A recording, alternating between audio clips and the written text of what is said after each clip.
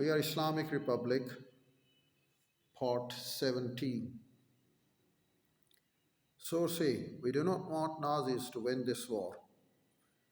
Qaid-e-Azam Muhammad Ali Jinnah speaking to the students in November 1940. We do not want Nazis to win this war. We want Great Britain to win this war. There is no question of our changing the masters. We want to take our freedom from Great Britain. What was the August offer and why was it rejected? The British were keen to get Indians to support the war effort. In August 1940, the Viceroy Lord Linlithgow made an offer to the Muslim League. He promised that there would be no final decision on a new constitution for India without agreement of the Muslims. However, he failed to agree to equal or majority Muslim membership on the proposed Defense Council. The Muslim League turned down the August offer, and most of its members resigned their positions in the central and provincial governments. How did the Atlantic Charter affect India? In 1941, Winston Churchill met in secret with President Franklin Roosevelt of the USA on a ship off the Newfoundland coast. They agreed to set of principles known as the Atlantic Charter, which defined what these two great democratic countries stood for. The rights of self-determination, self-government, and free speech for all people were promised.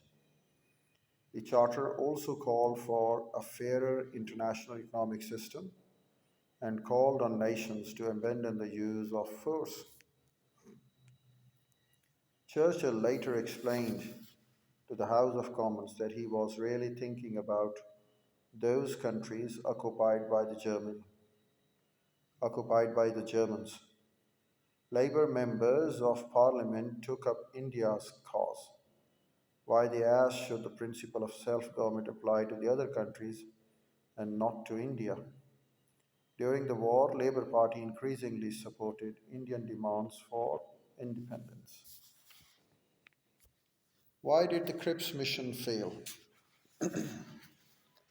After their attack on Pearl Harbor in December 1941, the Japanese entered the war and advanced through Southeast Asia as far as Burma. India was now directly threatened. The British were even more anxious to build stronger support.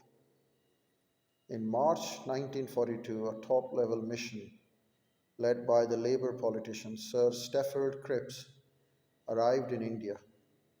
Cripps immediately promised independence for India once the war had been won. After a great many discussions, both the Congress and the Muslim Leagues rejected these proposals. Gandhi described the proposals as a post-dated check on a bank that was failing. The Congress wanted immediate power. The League was insistent that there had to be a firm promise of Pakistan as a separate state. Anything else, such as the constitution-making body Cripps proposed, would lead to Hindu majority imposing a new Indian Union and denying the rights of the Muslim.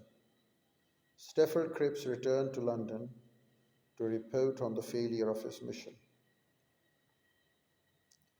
The Cripps proposals, full and complete independence at the end of the war, the constitution of free India to be drawn up by the Indians in India by a procedure agreed among themselves. During the war, leaders of Indian political parties to join the executive councils with control of all government departments except the armed forces. Source B. Qaid-e-Azam's reply to Cripps. Qaid-e-Azam was speaking to the press on 15 April 1942.